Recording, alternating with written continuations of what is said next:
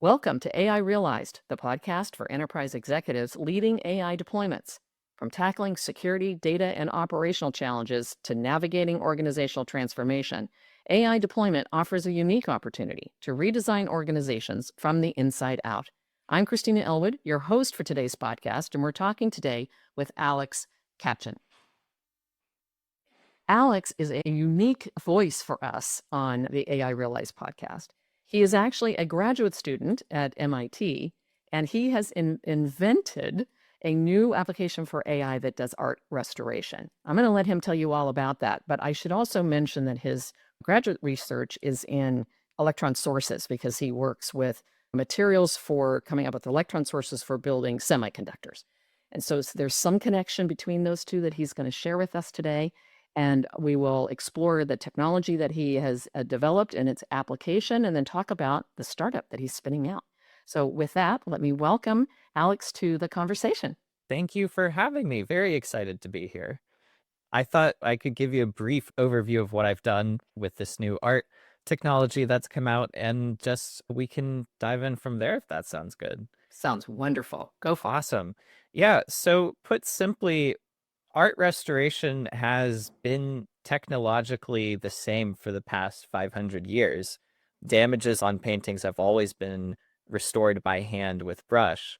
And I've done the first step in bringing in any technology into the space and trying to alleviate some of the difficulties that conservators and organizations face with the labor cost of needing to restore artworks. And what I've done is applied generative neural networks to the creation of masks that fill in damages present on an artwork, and then physically apply those masks with a reversible, ultra-thin polymer film to an actual painting. And that restoration process is almost 2 orders of magnitude faster than doing so by hand, and can lead to a lot of transformational changes for conservators and institutions that hold damaged art in need of repair. So I can understand the connection between the mask and the work that you do in silicon, but some of our listeners may not. Can you just explain how you make masks for silicon production fabrication? Yeah, for a more general audience in the semiconductor world, chips that go into your phone, those have very microscale, often at the nanoscale, patterns that are embedded into silicon wafers that are covered with different types of materials.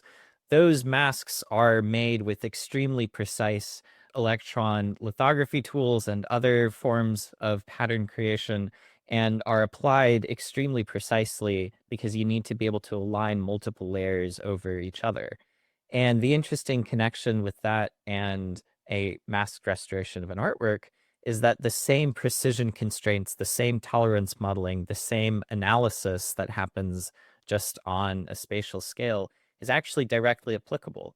And that applying those techniques from the semiconductor world to the art world is something that is fairly bespoke and niche, and no one's really thought of doing before. But it turns out it is pretty important and critical if we're trying to apply some of these new image-based technologies to the real world and affecting artworks. Did you come up with this idea because you're a restorer yourself? Yeah, I've been restoring paintings for around a decade at this point, and it started off as a hobby of sorts. I just got into it because I wanted to have some cool art. And a few years back, as I was making my way up the East Coast, I was realizing that so many museums in the United States, at least, and really across the world, have most of their collections in storage. And you're not going to get to see those. And a fair portion of those collections, in some cases up to 10%, is just damaged art, and they don't have the means to restore it. And the biggest issue with restoring paintings is the time it takes to in-paint losses and really reconstruct the aesthetic losses that are present. So at that point, this was the era when we already had Dolly and other generative image models out, and they were applied as well in patched ways, so it was possible to do patched application of these models to repair images. And I had the idea, why can't we do that to paintings? And conceptually, it's a pretty simple idea, and it just turns out that to actually apply it in a way that's satisfactory to human vision, that's where it takes a lot of engineering. and perhaps much more so than I originally expected. A story many entrepreneurs can tell you, and inventors and entrepreneurs, right? That it's Absolutely. the simple idea is often much more complicated than it meets the eye. Yeah. So you came up with the idea, you did the application, you worked out the challenges. Then what happened? So once I published the paper a couple months back, which fortunately made the cover of Nature of all places, a lot of people started reaching out to me, both art owners with a ton of damaged work saying, "Hey, we haven't been able to restore this. Can we use your technique to restore it?" And much more interestingly, actual conservators and people in the art business world reaching out with interest in actually seeing this technology applied in their workplaces and applied in their practice. And that's especially the case with conservators. Some reached out to me complaining that they have to reject almost 80% of potential clients because the clients can't afford the enormous quotes that are offered. And those quotes are high just because of the labor it takes to do the restoration. So there was a huge outpouring of demand for trying to apply these techniques, not just to paintings, but other types of media as well. I've had conservators across the world reach out with interest in restoring Buddhist works of art on textiles, with artworks on cave drawings, with artworks on Italian frescoes. And there's been so much interest from so many places, and I'm trying to answer everyone's questions and make sure that I'm reaching out to everyone that I can. But it is a lot, and I think there's clearly a lot of excitement, and I'm hoping that more than just me will be contributing to developing this tech forward.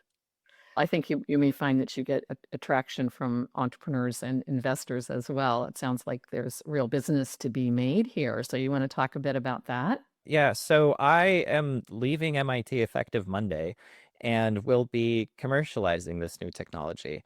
And we're actively raising funds. There's a lot of interest behind it. People have been reaching out basically with there's the obvious use case of this technology of saving conservators time and being able to access a much larger portion of the market. And I think what people might not readily understand there is the vast majority of artworks that are restored nowadays are very high value artworks. We're talking names of artists that you'll recognize. But the amount of paintings that exist that are damaged by perhaps artists that are lesser known, that dwarfs the number of paintings that exist by artists that we do know of. And one of the consequences of that is that for a lot of artworks, the conventional cost of restoration is much larger than the cost of the artwork itself. And for a lot of people, a lot of families, and a lot of institutions, that means they're just not going to ever restore them. And my hope is that in commercializing this technique, we'll be able to open up that swath of opportunity for conservators, both in the US and abroad, who conventionally are just unable to help out in those cases. And then, of course, there's also the expanded opportunity beyond paintings, right? You mentioned frescoes and you mentioned Oh, absolutely. textiles. And so there are many others. And I imagine textiles, including paper, are areas that are particularly sensitive and could benefit because the film would actually give them more of a structural integrity than they We're would. diving into actual conservation talk here. And I'll tell you, I was fortunate enough to be invited to give a talk to the San Francisco Museums of Art a few weeks back and got to talk with basically every conservator and curator in the Bay Area in one place. And we had a lot of exchange of ideas and dialogue. And it turns out that on at least on the western side of the planet, the modernization of art restoration is very much in vogue. The conservators in San Francisco are very interested in applying new techniques, not just to paperworks and oil works, but really trying to see what other ways are there to apply generative AI and other transformational computing tools to their goals. And a lot of those are very interesting. A lot of those are behind the scenes that I can't really share, but there's so much excitement building around this. And there's a lot of use cases that I hadn't thought of before that are actually extremely interesting opportunities that I expect will be quite meaningful. One of the ones I want to highlight is in the reproduction of damaged artworks. It's the creating facsimiles of art, and you might encounter this sometimes for sale, artworks that are replicas of famed works. But as it turns out, there's a lot of paintings out there that are in storage and damaged in a way that they're too fragile to be restored, and transporting them around to different places just it is a huge bureaucratic nightmare.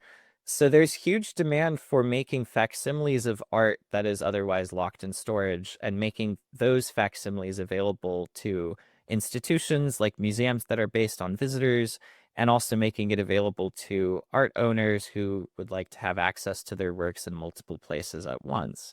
So that's a really fun opportunity, and I'm working with a couple groups in Geneva actually to try and make that possible given the new masking techniques that I have. But it's a very different application, very different than what I originally developed and had in mind, but is one of those translational opportunities that I think shows how art as a field has been so far lagging behind the adoption of tech and everything that it's just ripe for having a lot of tech being used to solve challenges that have been there for centuries.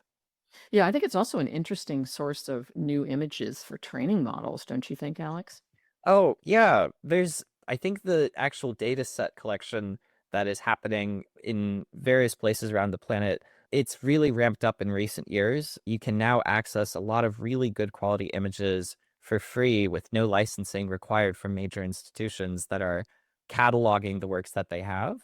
And those images are really useful, not just for training in painting models, but also for a more specific niche case of training models that can at least emulate the process of restoration or conservation.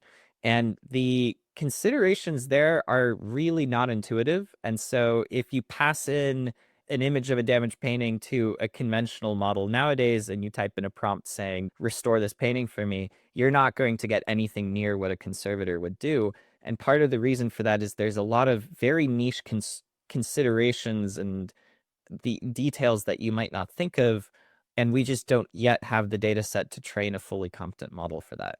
But I think it's coming, and in a few years, we should definitely be able to have one.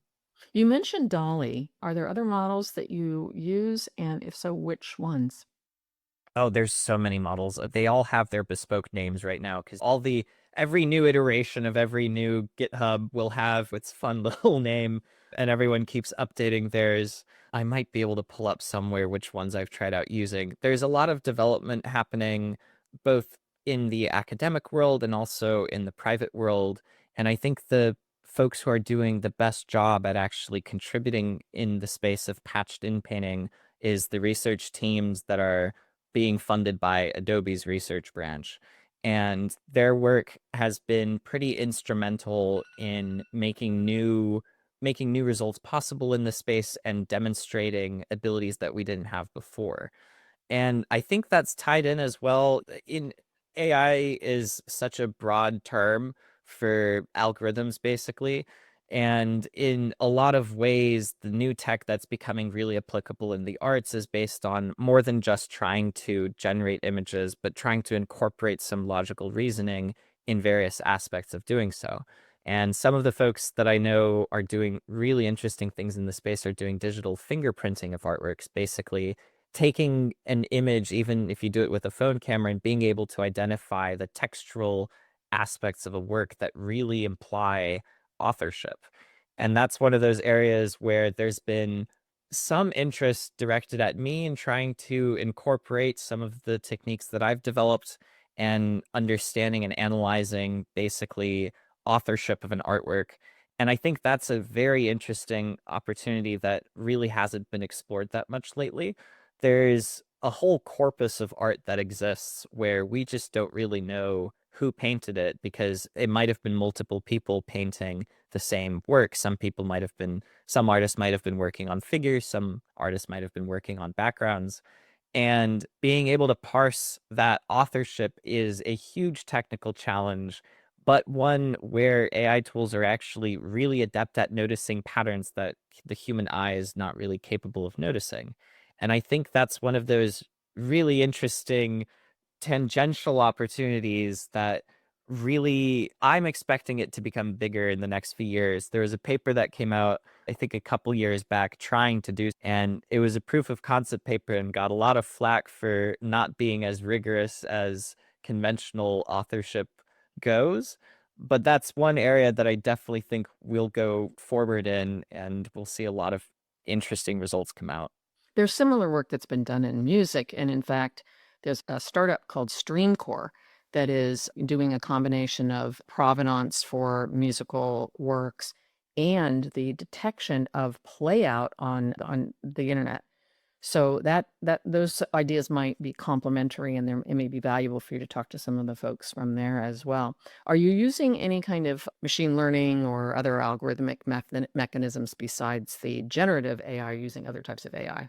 Not for making masks at this point. So one of the reasons I've tested out a number of different strategies, and one of the reasons that what I've published is so methodical and, I'm a mechanical engineer, so I want to use the term mechanical, but it really isn't.